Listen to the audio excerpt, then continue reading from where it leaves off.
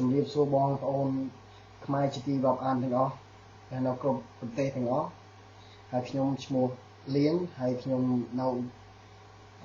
ញូហ្សេឡង់ខ្ញុំសូមជូនមួយបទជូនចំពោះបងប្អូនទាំងអស់ដើម្បីស្ដាប់ការកម្សាន្តហើយបទចម្រៀងនេះមានឈ្មោះឆ្នាំមុនជាងដោយកៅសារ៉ាត់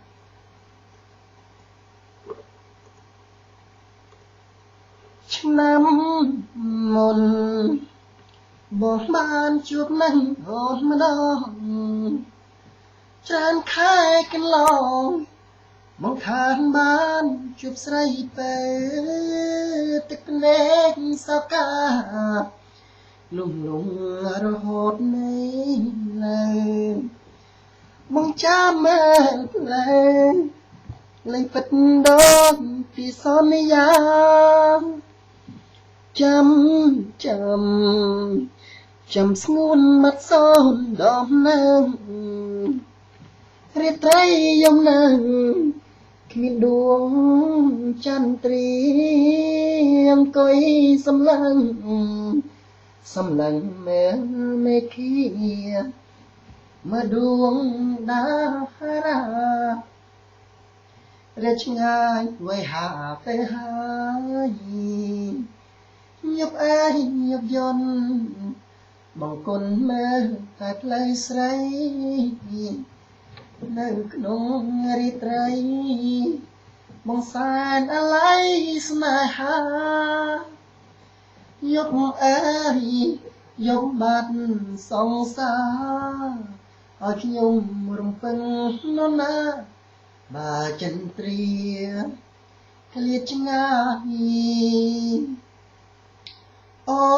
នអើយបងមិនអាចភ្លេចបានទេអកៅមានមេមកសែនស្នេហាពេលក្រៃរំពឹងថាជួបរាល់ពេលនឹងរាល់រីត្រីបងនឹកអាឡ័យ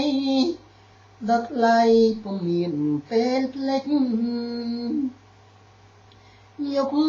យប់យន់បង្គន់មើលតែផ្លូវស្រីនៅ7រាត្រីបងសែនអាឡ័យស្នេហាយប់អើយយប់ស្ងាត់បាត់សង្សារឲ្យខ្ញុំរំពឹងនរណាបើចន្ទ្រាឃ្លាតឆ្ងាយចាំស្ងួនមាត់សូនដំណើររាត្រីយប់នឹងគ្មានដួងចន្ទ្រីអង្គុយសម្លឹងមើលមេឃាមើលដួងតារារាឆ្ងាយវេហាទៅហើយញប់អើយញប់យន់បង្គន់មើលតែផ្លូវស្រី